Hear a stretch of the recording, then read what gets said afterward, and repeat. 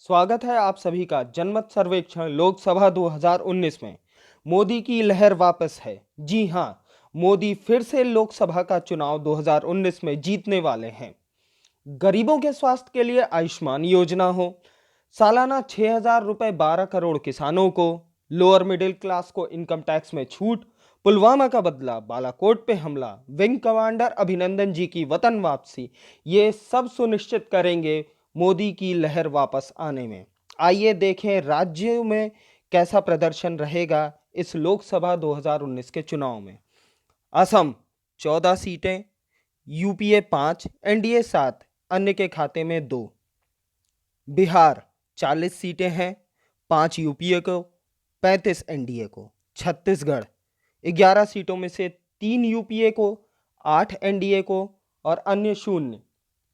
दिल्ली में 7 की 7 सीटें एनडीए को जाती नजर आ रही हैं। गुजरात महज 2 सीटें यूपीए को, बाकी सभी 24 सीटें एनडीए को।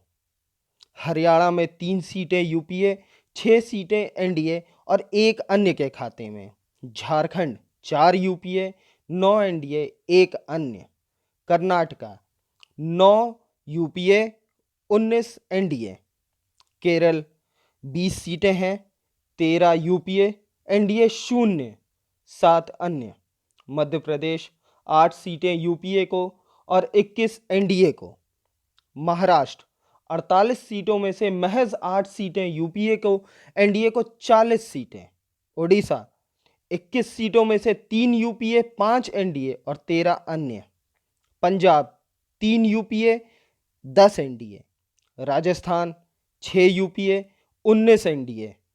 आंध्र प्रदेश 3 यूपीए, 10 एनडीए और 12 अन्य के खाते में जा रही हैं। तमिलनाडु यूपीए की 14 सीटें, एनडीए की 25।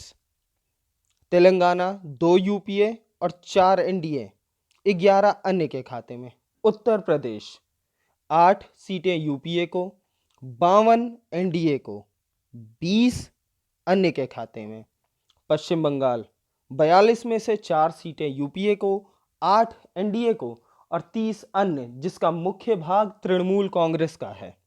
अन्य और केंद्र शासित प्रदेशों में 34 सीटें बचती हैं, जिसमें से 10 यूपीए की, 20 एनडीए की और 4 अन्य की।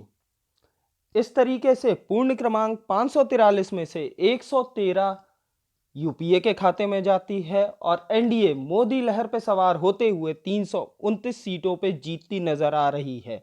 वहीं अन्य के खाते में 101 सीटें महज नजर आ रही हैं।